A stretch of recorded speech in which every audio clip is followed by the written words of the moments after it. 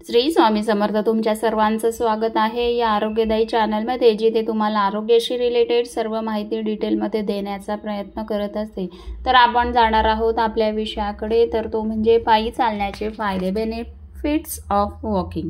तर तुम्ही दररोज थोडा वेळ पायी चालतात का? जर नाही तर आजचा व्हिडिओ संपूर्ण तुमचं आरोग्य बदलू शकतो। आयुर्वेद सांगतो शतपावली केल्याने पचन सुधारतं आणि चालणं म्हणजेच त्रिदोषांचा समतोल। पण हे फक्त सुरुवात आहे। चालण्याचे फायदे ऐकून तुम्ही नक्कीच थक्क व्हाल। आज आपण पाहणार आहोत पायी चालण्याचे आयुर्वेदिक फायदे, जे आरोग्य, मन आणि ऊर्जा तिन्हींचं रक्षण करतं। तर आयुर्वेदाच्या दृष्टीने पायी चालणं अत्यंत उपयुक्त मानलं गेलं आहे। आयुर्वेदात चालण्याचा व्यायाम आणि विहार यांचा एक भाग मानलं गेला आहे आणि त्याचे अनेक शारीरिक, मानसिक व आध्यात्मिक फायदे सांगितलेले आहेत। तर आता आपण ते सविस्तरपणे पाहणार आहोत। पहिला फायदा म्हणजे त्रिदोषांचे संतुलन। चालण्यामुळे वात, पित्त, कफ या त्रिदोषांमध्ये संतुलन साधलं जातं। विशेषतः वात दोष नियंत्रित ठेवण्यास चालणं खूप उपयुक्त आहे। वृद्धापकाळात वातदोष वाढतो, त्यासाठी चालणं फायदेशीर असतं। जड जेवणानंतर थोडं चालल्यास कफ दोष कमी होतो आणि अन्न नीट पचतं। पुढील फायदा म्हणजे अग्नी सुधारतो। म्हणजेच आयुर्वेदात अग्नी म्हणजेच पचनशक्ती अत्यंत महत्त्वाची मानली गेली आहे। चालल्याने पचनक्रिया सुरळीत होते। अपचन, गॅस, आमाशयात अन्न अडकणं यापासून सुटका मिळते। भोजनानंतर शतपथ विहार म्हणजेच जेवल्यानंतर 100 पावलं चालणं असं स्पष्ट उल्लेख आयुर्वेदात केला गेला आहे। तिसरा फायदा म्हणजे मनशांती व सत्वगुण वृद्धी। चालताना मन शांत होतो आणि सत्वगुण वाढतो। रज आणि तमगुण कमी होतात, ज्यामुळे चिडचिड, चिंता, मानसिक अस्थिरता कमी होते। चालणं ध्यानासारखं प्रभावी असतं। विशेषतः निसर्गात चालणं म्हणजेच वनविहार करणं किंवा तिथे जाऊन अन्न सेवन करणं हे तर खूपच महत्त्वाचं आहे। पुढील फायदा म्हणजे स्नायू आणि अस्थिधातू मजबूत होतो। चालण्यामुळे धातूचं पोषण, विशेषतः मांसधातू व अस्थिधातू चांगले होतात। आयुर्वेदानुसार धातूचं योग्य पोषण म्हणजेच आरोग्य टिकवण्याचा पाया आहे। पुढील फायदा म्हणजे सत्वस्थिती आणि निद्रा सुधारते। रोज सकाळी सूर्योदयाच्या वेळी चालणं म्हणजेच ब्रह्ममुहूर्तावर चालणं याच्यामुळे मानसिक स्पष्टता, सकारात्मक विचार आणि गाढ झोप येण्यासाठी खूपच उपयुक्त आहे।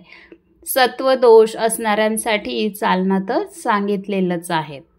पुढील फायदा म्हणजे वृद्धापकाळात जर चालले तर व्याधींपासून संरक्षण होतं। आयुर्वेदात म्हातारपणाचा काळ वातप्रधान मानला जातो। चालणं वात नियंत्रित करून सांधेदुखी, स्नायू कमकुवतपणा, अशक्तपणा कमी करतं।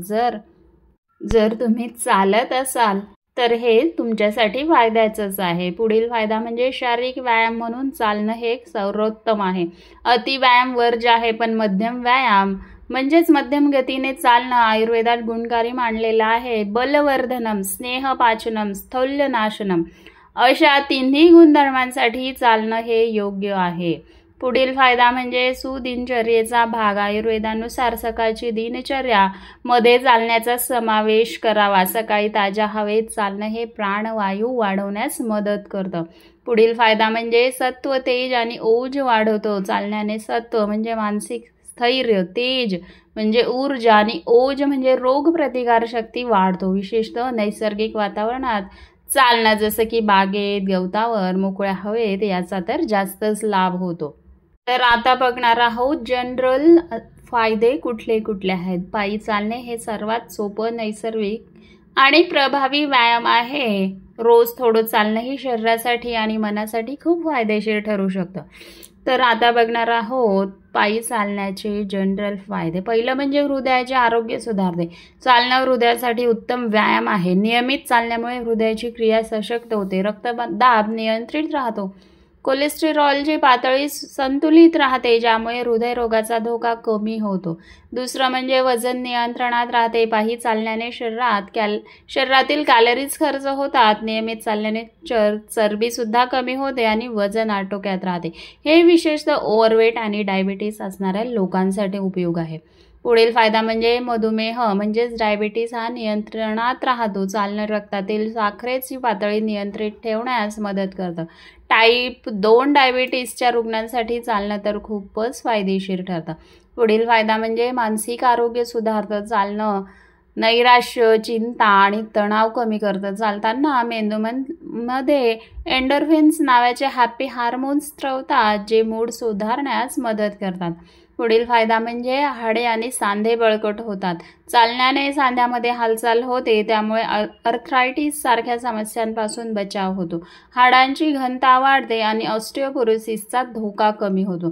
पुढील फायदा म्हणजे पचनक्रिया सुधारते. जेवल्यानंतर थोडी चालल्यास अन्न नीट पचतं, गॅस, अपचन यासारख्या समस्या कमी होतात. पुढील फायदा म्हणजे झोपेची गुणवत्ता सुधारते. चालणं शरीराला थकवतं आणि मन शांत करतं, ज्यामुळे चांगली झोप लागते. पुढील फायदा म्हणजे ऊर्जेची पातळी वाढते. सकाळी चालणं केल्यास दिवसभरासाठी ताजेपणा आणि ऊर्जा मिळते व थकवा कमी होतो.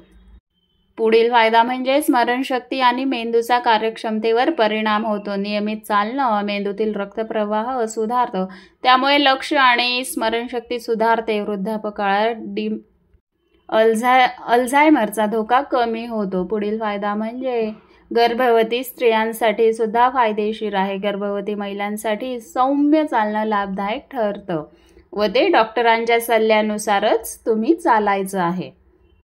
तर आता बघणार आहोत किती चालावं. दररोज किमान 30 मिनिटं मध्यम गतीने चालणं आरोग्यासाठी खूप लाभदायक आहे.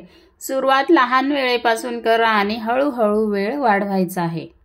त्यानंतर ब्रह्ममुहूर्त म्हणजे सकाळी 4 ते 6 वाजेच्या दरम्यान चालणं सर्वोत्तम मानलं गेलं आहे. अति चालणं टाळायचं आहे. थकवा येण्याआधीच थांबायचं आहे. जेवणानंतर लगेच वेगाने चालायचं नाहीये. थोडी विश्रांती घेऊन सौम्य किंवा मध्यम गतीने चालायचं आहे. तर ही होती पायी चालण्याची फायदे. तर दररोज फक्त काही मिनिटांची चाल तुमचं शरीर, मन आणि आरोग्य यांच्यात आश्चर्यकारक बदल घडवू शकतात. आयुर्वेदाने हजारो वर्षापूर्वी सांगितलेलं ते आज विज्ञानही मान्य करत आहे. तर हा व्हिडिओ उपयोगी वाटला असेल तर लाईक करा, आरोग्यप्रेमींना शेअर करा आणि अशाच नैसर्गिक आरोग्य टिप्ससाठी चॅनलला सबस्क्राईब करायला विसरू नका.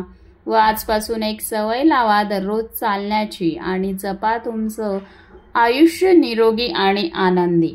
तर पुन्हा भेटूया आरोग्याच्या पुढील महत्त्वाच्या विषयासह. तोपर्यंत स्वस्थ रहा, सकारात्मक रहा, आनंदी रहा, हसत रहा. धन्यवाद.